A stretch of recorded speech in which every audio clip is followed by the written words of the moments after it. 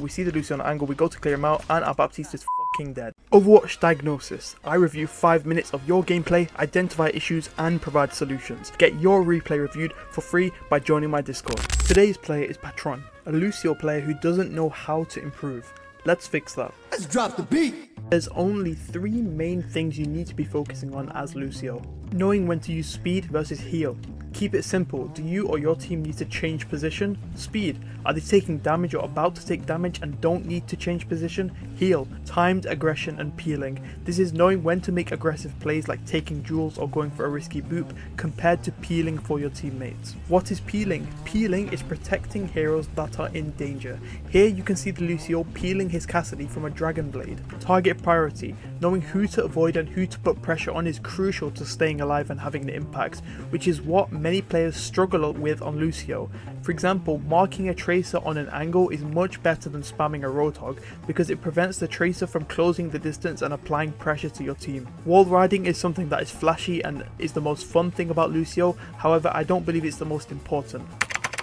Your Zarya wants to bubble the Venture for an engage and you want to speed the Venture to close the distance. You have a Baptiste that you may need to peel for during the fight if the Mauga gets on top of him. The enemy team has a Mauga rush comp, so you're going to be looking to disengage with speed amp if they go first. They have a Farah that wants to spam you out and catch you on rotations, so you might want to spam her when she's not in the air. So how do we win this game as Lucio? We need to keep the Mauga at distance with our boop and apply pressure to the enemy squishies, especially the Farah because of her spam potential. Scouting is important here and is a topic I covered in my recent Doomfist video. It's important because we need information on which angles to spam and apply pressure to. We need to speed our Venture in to close the distance to the enemy team. Most importantly, we need to stay alive. Our team is just going to get run over by the enemy team's Lucio speed if we aren't alive, so staying alive should be our highest priority. So let's have a look at what happens here. That's great, we're spamming out. We see the DPS immediately and we need to keep the pressure on the DPS.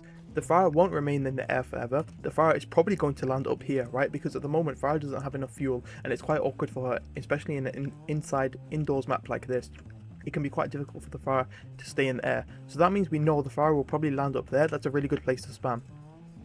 But instead we end up trying to do too much, right? We end up trying to do too much. We go in and then we get booped, so we have to stay in. We're way ahead of our team, and now you can see as we're getting out, look, our Zarya is walking in. We're getting out, our Zarya is walking in. Why do we need to speed our Zarya? Because our team wants to change position. Our Zarya wants to get charged and she wants to walk in and be able to start pressuring the enemy team. However, what did we say at the beginning that is important on Lucio? Staying alive. And because there was a threat to your life, because instead of applying consistent pressure you decided to go too far in and be too aggressive, that was the wrong timing for your aggression, and it means now you don't have the speed boost for your Venture and for your Zarya. As you can see, your Venture dies. We played this first fight quite poorly, but this is a good speed disengage. We amp speed to get out, which is one of the things we needed to do against their comp. So the response afterwards is fine. However, we missed the timing for an engagement onto the enemy team with speed boost, and we weren't consistent enough with spamming out the enemy targets. So both of our win conditions that we mentioned earlier, we actually missed out on in the first fight. So what you can see Patron doing here is something called taxiing. Taxiing simply means picking up your teammate from spawn and helping them get back to the fight faster. This is a habit that all good Lucio players should have. Here we are in the next fight. Let's keep in mind the 2 most important things here is really spamming out the enemy DPS and making sure that our team can close the distance. We call on amp speed, this is great. However, there's one thing I really don't like about this. And so you can see 2 people die and we're gonna watch it again. So let's watch it again. Amp speed in. So I want to see, if you're watching this, I want to see if you noticed it. The Farah is left alone completely for free. The Farah can do whatever she wants for the entire fight. What was one of our jobs? Spam out the enemy DPS. Did we spam out the Farah? No. We said at the beginning, we know the Farah is probably going to set up here. It's probably on one of these high grounds. We speed straight in. We do maybe 30 or 40 damage to the Cassidy, which our Zarya would have done anyway and would have been able to kill him. However, that we run in, that Farah can do whatever she wants. So in a fight that we technically should have won, even with the Kitsune rush, because we didn't prioritize the Farah, we didn't spam out the enemy DPS in the right way, then we're left in the 3v4 at the end of this. And here's another mistake right here, right? Your Zarya is 100 charge. It's really, really important to keep the 100 charge. Why do you want to keep the 100 charge? Well, if the Zarya is standing here with 100 charge and walks in, now she has 2 bubbles. One for herself, one for Venture, or maybe even both for Venture. Now you've left the Zarya. Zarya is going to die without getting out. Now you have to spend time getting the charge. Spending more time getting the charge means the Farah can spam you for longer. So simply put, Our main problem here was not marking the Pharah, as she is the biggest threat to our team. So here's an example of us doing the right thing, right? This Pharah again wants to set up on this high ground because there are not many good positions for Pharah. When she has a high ground, it's easy to spam. So what we're doing is we're taking this angle, we're taking this wall, and we're spamming it out. We're forcing her to move away to a less threatening position. This is also actually making space for our team. So as the fight goes on, we need to make sure we're consistently spamming their DPS, right? It's one of the win conditions. The more we spam the Pharah, the more hesitant she is to be able to approach our team. And look, if you look at what ultimates they have Barrage right now. They're going to be looking for a Barrage. The more you spam the Pharah, the lower she gets, the more hesitant she is to use that Barrage, right? So we need to really be looking for the Pharah here. I really just hate this kind of NPC AFK spam onto the Mauga. Number one, he has armor. Number two, he's a tank. It doesn't make any sense for us to be spamming the Mauga here. We really need to be wall riding, maybe taking high ground, looking for some more scouting, right? What is scouting? Gathering information. We need to get information on where the Pharah is. So at the moment, our problem is we're not being proactive enough. Let's see how the fight unfolds. So again, right here, we could be spamming, but we could be spamming from up here, right? And if they shoot us, no problem, we can drop down, but we should be changing our angle. We can still speed our team, heal our team, but we should be changing the angle that we're on. So far, we've had very good speed and heal usage. We speed when we need to change position, and we heal when we don't. So the Mauga's in, we're on heal, but we disengage instead of looking to help our team, right? Instead of playing out here without a cast, maybe jumping on this cast because he's a free kill with a window, or maybe even just rotating our position to here so that we can shoot into the graph. If our cast and us both shoot at the Pharah is probably dead here. But instead what we do is we're kind of idle, we're kind of AFK, then we just look at the Mauga, right? There's 4 people in the graph and we start looking at the Mauga. This is probably the worst decision you can make because no one else on your team is actually looking at this Mauga. It's much better for you to be focusing the same target as your Caster and your Zarya. And I know that in this situation, oh, they got beat, right? So maybe you wouldn't have killed them. But the principle is that you want to be focusing down the squishy targets, especially targets that your Zarya or your Caster is on, if you can't mark the most dangerous target like the Pharah. So right here, we had an opportunity to kill the Caster and the Pharah and the Lucio, and we took none of them and we went for the Mauga instead. So that's the problem here, right? It's target priority on Lucio. So far, healing and speed usage, great. What could be better? Target priority, marking angles. So let's see how we play this out. Okay, we grab, we go all the way in behind the enemy. Even though they have all their cooldowns, we decide just to run completely behind them and separate ourselves from our team. And then we get caged.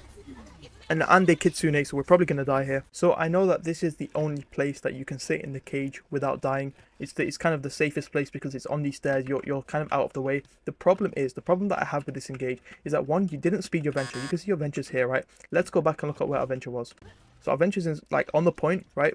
Still not with us, It's literally just you and your Zarya, right? What did we say the win condition was? Speed your venture in so your venture can get value. This is literally a 2v5. Your venture has no value whatsoever. Maybe your BAP and cast can shoot, so it becomes a 4v5. You have no value on this venture. Why? Because you didn't speed the venture in. That's the first win condition we missed out on. The second one is that when we jump in like this, we don't need to jump in like this to do damage. We're putting ourselves in danger. Putting ourselves in danger is bad. Why? Because if we die, then we can't do anything. We're going to get run over by the enemy team's Lucio speed boost. Finally, we didn't spend enough time scouting or marking targets before the fight happened. I understand that this is a great opportunity to get a grab. However, you need to be speeding your venture for this grab to work. So looking at the next fight, again, we want to spam the enemy squishies out and look for a beat engage here, or we can beat in response to their beat. So here we're rotating, we see the Lucio on an angle, we go to clear him out, and our Baptiste is fucking dead. So I want to point out that this is something that just does happen. Maybe if Patron was speeding him, it would be harder for him to get caught. However, this happens, guys. When it happens, you need to move on, pick up the Baptiste from spawn, and just go next fight. Okay, final fight that we're going to be looking at, and I think I've already detected some autopilot. So Pharah is not really worth our time when she's in the sky, so I wouldn't waste your time spamming her until she's coming down to the ground like this. Maybe she's sitting on this high ground, then it's worth your time spamming her, right? So we do want to spam the Pharah, but only when it's actually going to do something. Also, who did we say that we need to be speeding in to close the distance with? The Venture, right? It's probably the Venture or our Zarya, or the Casti if we think that the enemy team is going to jump on him, which is now, right? So literally any of these two positions with our Venture or with our Casti or our Zarya could have been beneficial, but instead we're kind of AFK autopiloting, shooting the Pharah at the wrong time. So it may seem confusing, like, oh, but you said to shoot squishies. What I'm saying is you want to spam the Pharah when she's in a position where she's vulnerable, right? So right here she was vulnerable. If we look at the point over here, right, when did I say you want to spam her? Here, she's probably going to land on here. Right, that's when you want to be spamming her. Otherwise, you can be spamming the Casti to make space for your team so your Casti can't catch the Baptiste like he did in that other fight we looked at. So this is the wrong time to spam the Pharah, and we're not with our Venture, so it's going to be hard for our Ventures to close the distance. And if we let the fight unfold, you can see the Mauga, right? Look at this. The Mauga and the Lucio really want our Casti. We're not there to speed him. We're also not even there to speed our Venture, who's been given a bubble. So our Venture is going to struggle to get value. Why? Because the Venture hasn't been given any speed boost. So we go in late, we amp very late, and by the time we've amped to heal our Venture's gone underground anyway, so that means this amp has 0 value. If we think about what a better amp usage would have been, if you're watching this video, think about it. I'll give you 3 seconds. 3, 2, 1. A better amp usage would have been to disengage from the Mauga comp, right? This is actually one of the win conditions we discussed at the beginning when we talked about our comp versus their comp. We probably want to disengage with our speed boost and our amp when they go on us like this. And we haven't done that. Why haven't we done that? We were too tunnel visioned on a Pharah in the air. We weren't thinking about our positioning, and we probably weren't thinking about our win conditions either. So let's see how the fight plays out. So we're not with our Zarya, right? And our Zarya actually ends up dying. So I guarantee if you're with your Zarya and your cast there and you're able to amp speed them out, they would have lived. And this is pretty much going to be the fight lost for us. So again, it may feel like I don't know what impact I could have had on Lucio. all you had to do was something simple, which is stay with either your Venture or stay with your Zarya and your cast and get ready to disengage, or if you're with the Venture, get ready to engage with your speed boost. We did neither of those, so our team doesn't benefit from the Lucio. We're basically in a 4v5, and this is probably why a lot of people are losing games. Lucio is relatively simple in terms of what you need to be doing. However, you need to be doing those things consistently and you need to understand them.